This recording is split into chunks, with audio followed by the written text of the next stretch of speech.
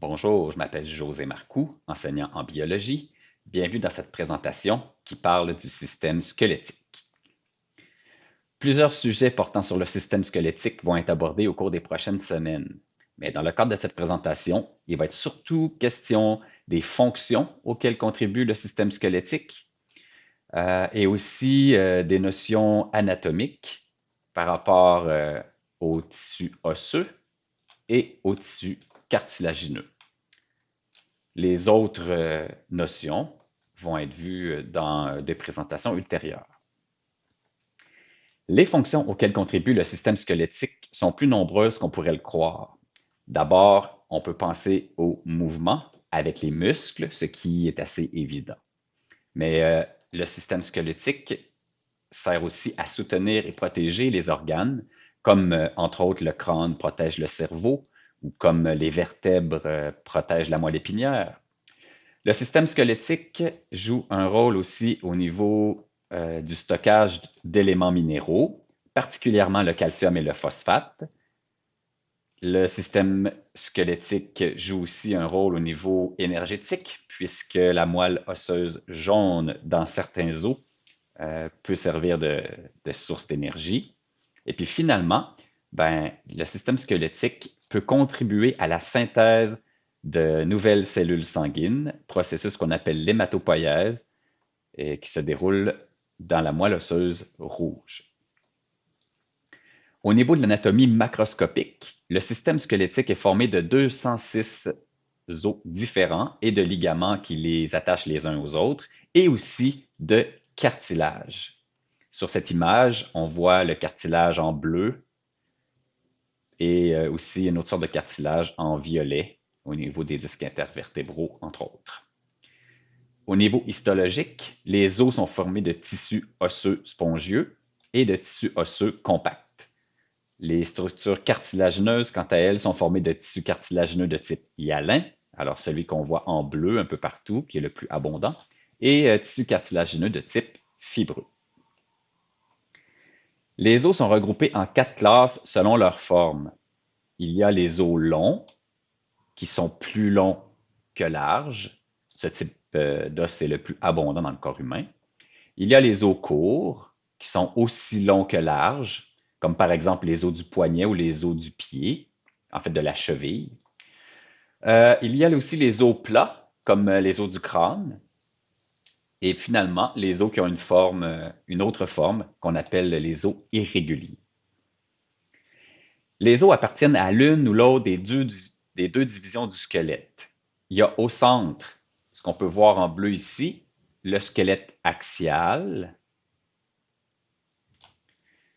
auquel vient s'attacher les membres supérieurs et inférieurs, puis aussi les ceintures, qui appartiennent à la division du squelette appendiculaire. Le nom des os, puis les structures osseuses importantes vont être présentées plus tard dans le cadre soit d'un laboratoire ou d'une présentation. Pour l'instant, on va passer à la description des os comme tels.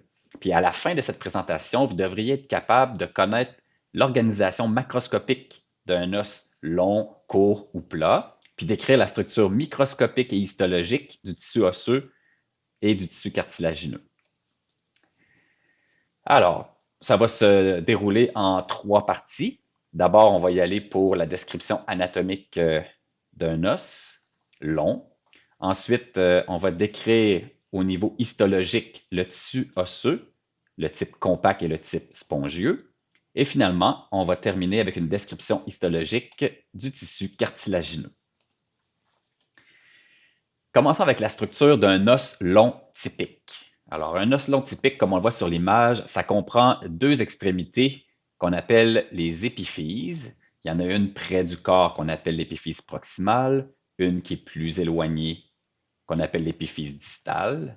Et puis entre les deux, la partie importante et allongée, c'est la diaphyse. Les épiphyses sont recouvertes de cartilage articulaire et du périoste. Alors sur mon image, le cartilage articulaire est comme relativement épais, blanchâtre, comme ça ici en surface. Et puis le périoste, on ne peut pas le voir vraiment dans cette partie-ci, là, mais on le voit un petit peu quand même là. Ça va recouvrir toute la surface de l'os, même au niveau de la diaphyse. On le voit bien au niveau de la diaphyse, le périos, là, il a été comme détaché ici. Au niveau des épiphyses, juste en dessous du cartilage articulaire ou du périoste, on a une mince couche de tissu osseux compact. Et puis à l'intérieur de la diaphyse, ce qui a l'air d'une éponge, du tissu osseux spongieux. Donc on appelle ça l'os spongieux. L'os spongieux est toujours entouré d'os compacts en périphérie. Maintenant, entre les épiphyses, comme on l'a dit tantôt, on a la diaphyse, qui est de forme cylindrique. Ça sert surtout de levier ou de support pour les muscles et les mouvements.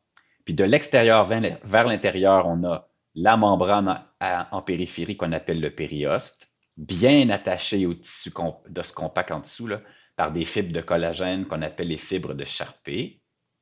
On les voit un petit peu ici sur l'image.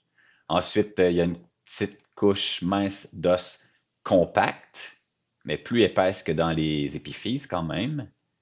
Et puis à l'intérieur, une mince membrane, difficile à voir là-dessus, là, qu'on appelle l'endoste, qui est l'équivalent du périoste à l'extérieur, mais qui se retrouve à l'intérieur. Puis au centre, ben, on a un espace qu'on appelle la cavité médulaire. Alors tout ça ici, c'est la cavité médulaire. Normalement, à l'intérieur de la cavité médulaire, on a de la moelle osseuse jaune chez l'adulte, ce qui est en fait du gras, donc réserve énergétique. Dans les espaces de l'os spongieux, on va plutôt avoir de la moelle osseuse rouge. Qu'est-ce qu'on pourrait rajouter par rapport à cette image? Peut-être la présence de vaisseaux sanguins, d'artères, entre autres, comme on voit ici, là, qui vont pénétrer à l'intérieur de l'os et qui vont amener des nutriments aux cellules osseuses.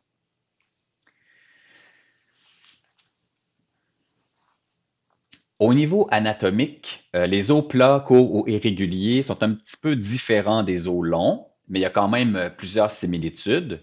Alors, parmi les différences, on peut dire qu'il n'y a pas d'épiphyse, pas de diaphyse, puis il n'y a pas non plus de cavité médulaire.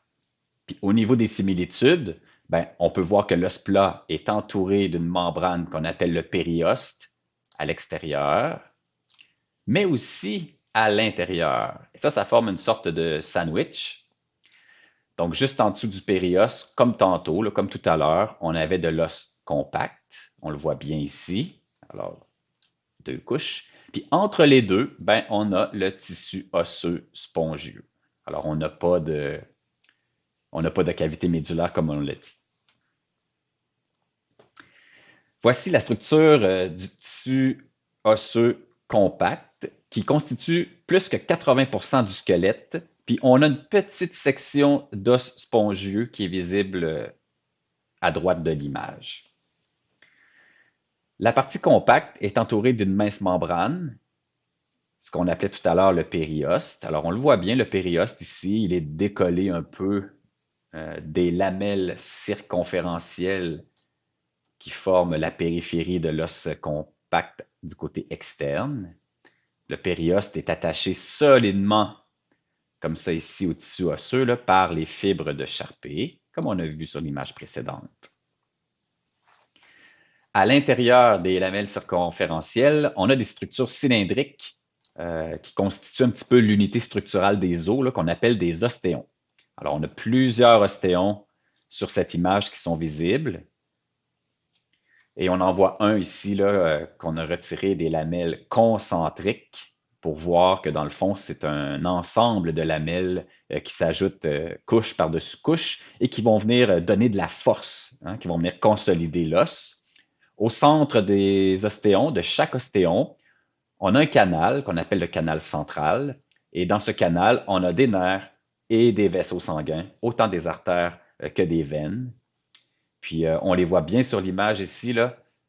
Si vous suivez l'artère, mettons, qui rentre dans le tissu osseux, ça va circuler dans les canaux centraux des ostéons, communiquer comme ça d'un ostéon à l'autre et même communiquer avec le tissu osseux spongieux. Donc un os, là, c'est plein de vaisseaux sanguins. Pour finir, sur cette image-ci, on peut voir la zone d'os spongieux qui serait l'équivalent de ce qu'on voit ici, là. C'est très mince quand même par rapport à l'os compact. On voit que l'os spongieux, dans le fond, c'est formé d'os, de genre de chemin osseux qu'on appelle des travées. Et puis, entre les travées, il y a des espaces. Normalement, ces espaces servent à héberger la moelle osseuse rouge, qui sont les cellules souches qui permettent de régénérer les cellules sanguines. Sur cette image, on voit un ostéon qui a été présenté ici en vue agrandie, un petit peu comme tantôt. Ensuite, on a fait une coupe transversale de l'ostéon, puis là, on peut le voir sur cette image-ci, une genre de tranche d'ostéon. Et là, on voit en vue agrandie les artères, les veines et les nerfs qui passent dans le canal central de l'ostéon. On peut voir les lamelles concentriques, formées de tissus osseux compacts. Et on peut voir, pour la première fois, les cellules qui fabriquent cette matrice osseuse, qui sont de couleur marron un petit peu partout, et qu'on voit super bien dans cette vue agrandie ici. Alors ça, c'est un ostéocyte, une cellule de forme un peu étoilée, avec une membrane cytoplasmique qui a des prolongements comme ça dans des des petits canaux qui sont creusés dans l'os, qu'on appelle les canalicules. Alors, ça permet aux ostéocytes de communiquer les uns avec les autres, mais surtout, ça permet aux nutriments qui arrivent par l'artère là, de circuler d'un ostéocyte à l'autre pour que tout le monde reçoive sa part de nutriments. Alors, les petits canalicules là, sont bien importants pour ça, pour la circulation des nutriments puis des déchets. Finalement, sur l'image qu'on a à droite complètement, ben, on voit en deux dimensions l'ostéon. On voit les ostéocytes de façon très claire et nette. Puis on voit le périoste qui a été un petit peu détaché là, dans cette portion-ci qui recouvre l'os compact. L'os spongieux, quant à lui, qu'on appelle aussi l'os trabéculaire, qui signifie travé, hein, comme des chemins, ça se trouve surtout à l'intérieur de l'os, souvent délimité par l'os compact. Ça représente environ 20% de la masse corporelle, pas de la masse corporelle, mais de la masse osseuse totale. Puis c'est entouré d'une mince enveloppe. Toute la surface de l'os spongieux là, est tapissée d'une mince membrane qu'on appelle l'endoste. On l'avait mentionné tout à l'heure. On le voit bien, l'endoste ici, là, qui fait le tour de la travée osseuse qui a été coupée. Donc, on a une coupe transversale d'une travée osseuse. Le nom de l'os spongieux vient du fait qu'il y a beaucoup d'espace entre les travées osseuses, puis ça donne l'impression d'une éponge. Okay? Donc, on l'a appelé l'os spongieux. Dans l'os spongieux, on retrouve les cellules classiques qui forment la matrice osseuse, qu'on appelle les ostéocytes. Alors, on les avait nommés tantôt. Puis, on a des cellules un peu plus jeunes, souvent en surface, qu'on appelle les ostéoblastes. Alors, les ostéoblastes, souvent, produisent la matrice osseuse, puis ils vont finir par former une lamelle concentrique tout le tour de la travée, et ils vont se transformer en ostéocytes. Un petit peu comme on voit là, ce qui est arrivé aux premières cellules qui ont formé cette travée osseuse-là. Puis l'autre type de cellules qu'on voit aussi dans l'os spongieux, ce sont les ostéoclastes. Alors, ce sont des grosses cellules. On peut le deviner un petit peu sur l'image, là, sont capables de dégrader la matrice osseuse. Donc, type de cellules très importante, entre autres, pour former les espaces médulaires dans l'os spongieux. La moelle osseuse, il y en a deux sortes. On a la moelle osseuse jaune, qui va être issue de la dégradation de la moelle osseuse rouge dans la cavité médulaire des os longs. Et ça se trouve à être tout simplement du gras, dans le fond. Donc là, on en voit un tout petit peu dans cet os en formation, mais on voit surtout autour là, de l'os spongieux. Pas de l'os, ben oui, de l'os spongieux, mais de la moelle osseuse rouge. Alors ça, c'est celle qui est la plus abondante sur cette image. La moelle osseuse rouge, c'est l'endroit où a lieu l'hématopoïèse. Alors, l'hématopoïèse, si vous vous demandez c'est quoi, c'est simplement la formation, la synthèse de cellules sanguines. C'est quelque chose qui va être vu plus tard. Chez l'adulte, le tissu osseux spongieux se retrouve dans certains os seulement, entre autres les os plats, comme par exemple on voit le crâne ici sur l'image. Il y aurait aussi les vertèbres, les côtes, le sternum, puis les os qui forment le coccyx. On a aussi, il ne faut pas oublier, là, les épiphyses des os longs. Comme on a vu tantôt, on le voit un petit peu au niveau de l'épaule ici, là. Puis au niveau des fémurs. Chez, chez l'enfant, le tissu osseux spongieux est pratiquement présent dans tous les os. Euh, Puis c'est au cours du processus embryonnaire qu'il va se transformer tranquillement en os, en tissu osseux compact.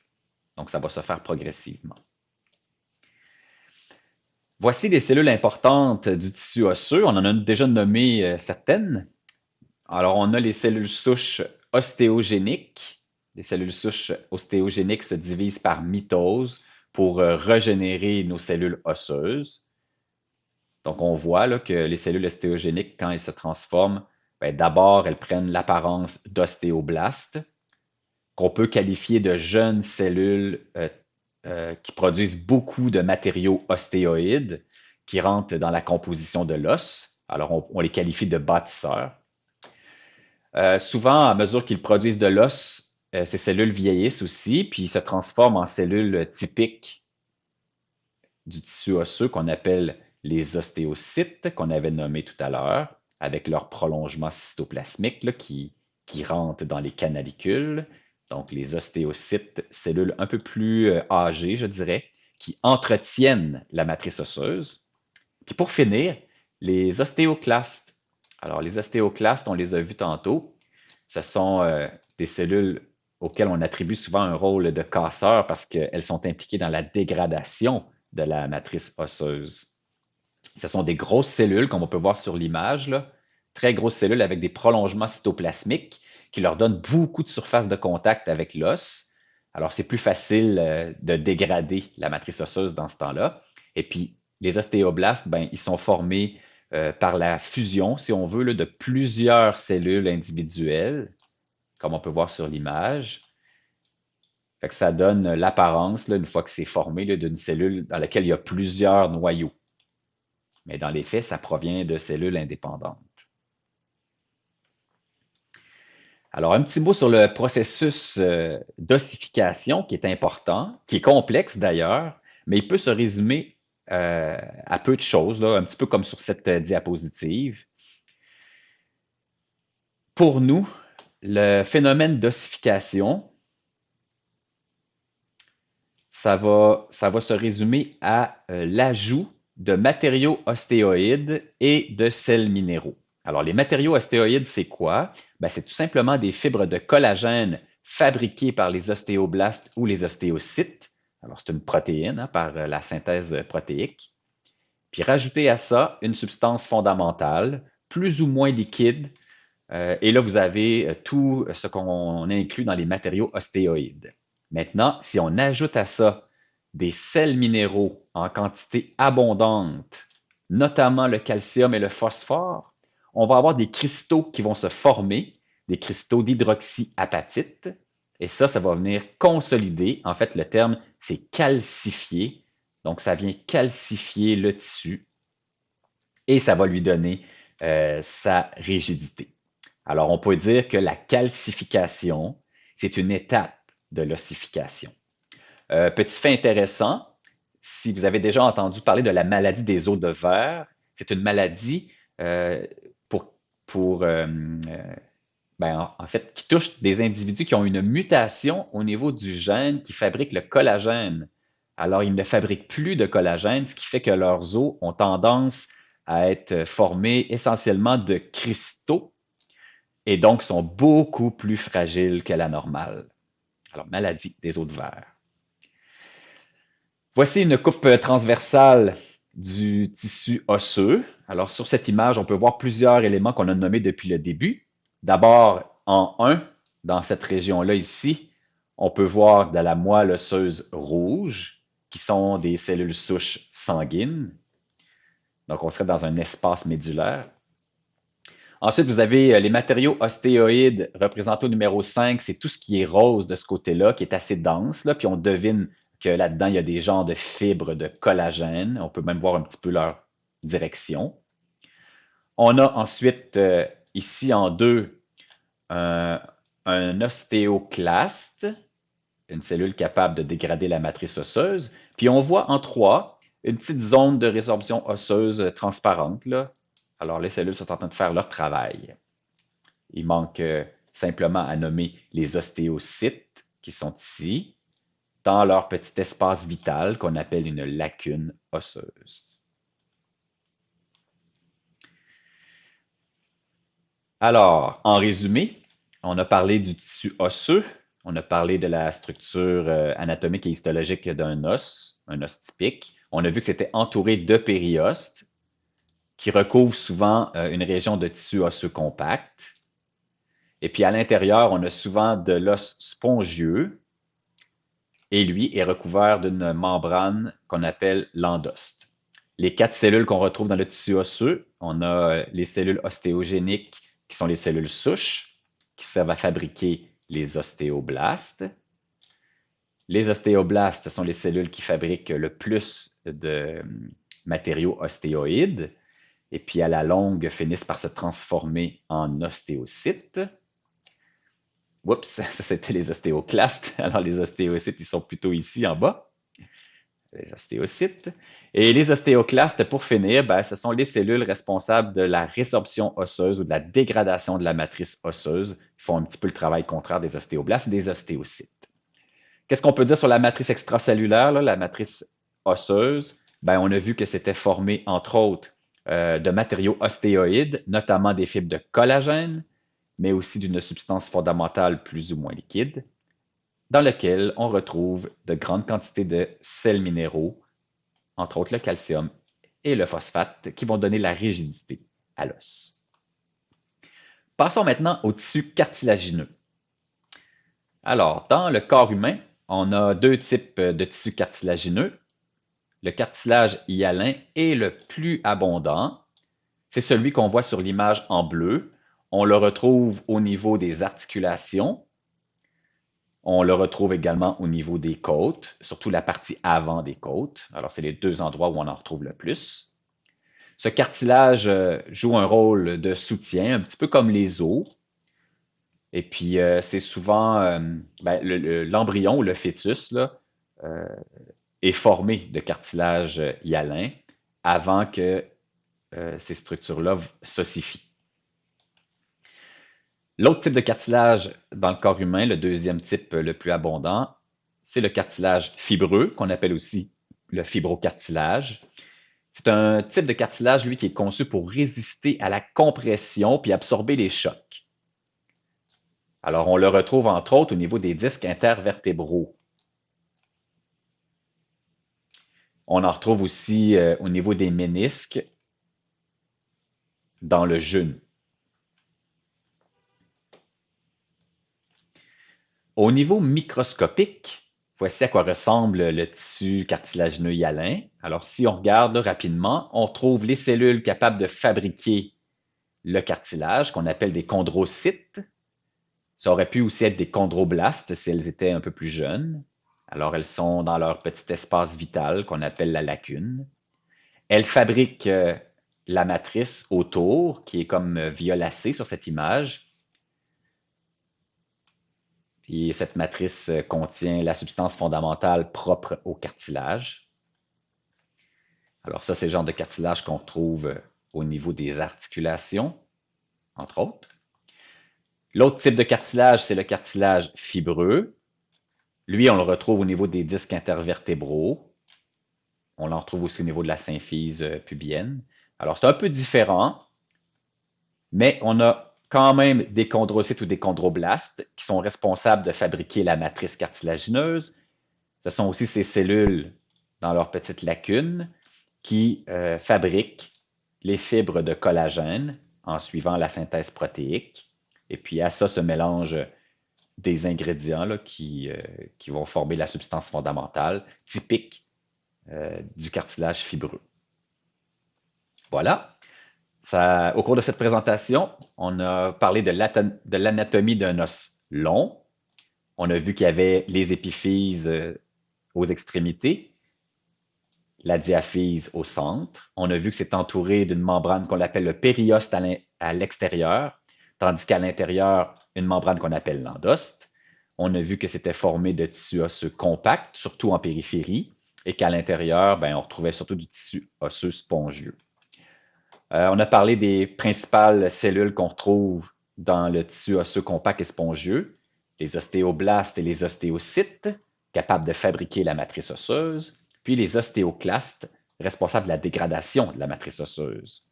On a vu que ça prenait des matériaux ostéoïdes pour qu'il y ait ossification, matériaux ostéoïdes qui contiennent entre autres du collagène, des fibres de collagène. Et puis on ajoute à ça certains éléments minéraux responsables de la calcification, le calcium et le phosphore.